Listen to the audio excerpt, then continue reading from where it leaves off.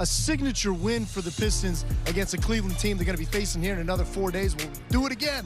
But if it's anything like tonight, incredible atmosphere. You can see some of the storylines in this one. Again, it came down to the absolute wire. This gym was incredible, incredible atmosphere. And in the end, it is Detroit who gets it done.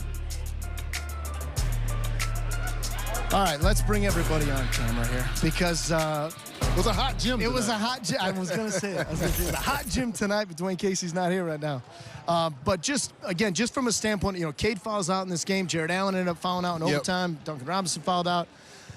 There was so many storylines. There was so much that went down. Obviously, Jalen Duren's night. We'll get into that. Hope to hear from him momentarily. But just your overall thoughts. You've seen a lot of NBA games. Yeah. This is a regular season game, and I know a lot of people say, like, man, playoff-type atmosphere. But this atmosphere was electric. Well, when you talk about winning the game, two things stood out to me, Johnny. First of all, 6 of 27, the Pistons shot from the three-point line. You're not going to win many basketball games if you shoot that bad.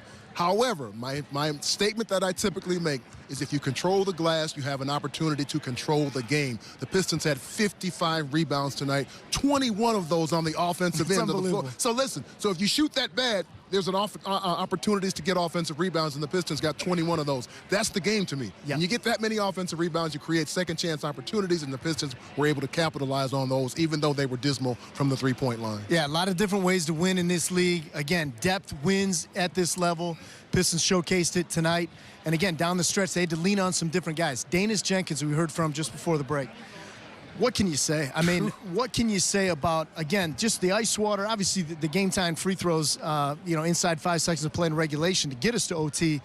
But there's just like, you got to have a little moxie in your game, right? You got to believe you belong, and you can't get tight. The collar can't get tight when the game's on the line, and he didn't.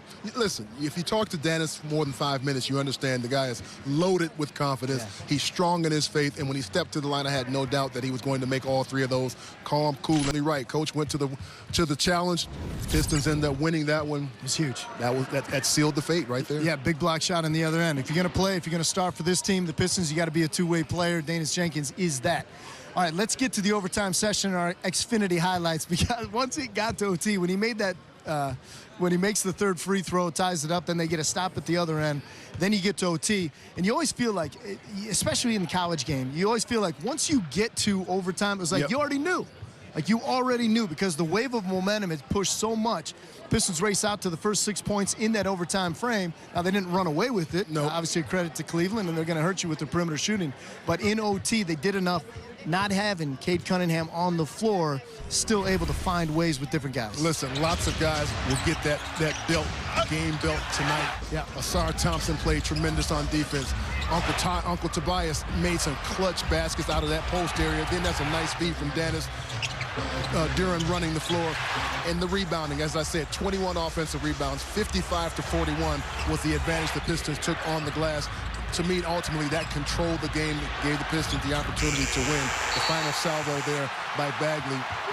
Pistons all over it. They secure the rebound, and they go home with the victory. Yeah, big-time stuff. Before the game, we were talking with J.B. Bickerstaff, and he apologized because he didn't have a voice. Right. Like a bit of laryngitis. Now, after 53 minutes of action, we're going to see what that voice sounds like now. But I obviously got to be pleased with the grit, the fight that his team showed here tonight. Let's hear from J.B. Bickerstaff. Coach's post-game remarks brought to you by Glassman Automotive. JB, what did that final stretch from the end of regulation through overtime reveal about your group tonight? I don't think it revealed anything, right? I think that's who we've been, and our guys continue to show up when their number's called. In a moment that big for Danis to be at the line, hit all 3, I mean, just the poise that a young player showed to you. I mean, he's been mature, you know what I mean? Like, I hate to say that, but it's not surprising anymore what he's done. When his number's been called, whatever the moment's been, he showed up, and he's been productive for us and effective for us.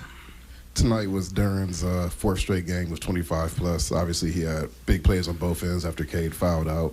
What have you seen from him just from a assertiveness standpoint this past week, and him stepping up and understanding what he can do to opposing defenses? I mean, I think it's that moment where you figure it out, right? And all the things just come together, and I think they're coming together for him.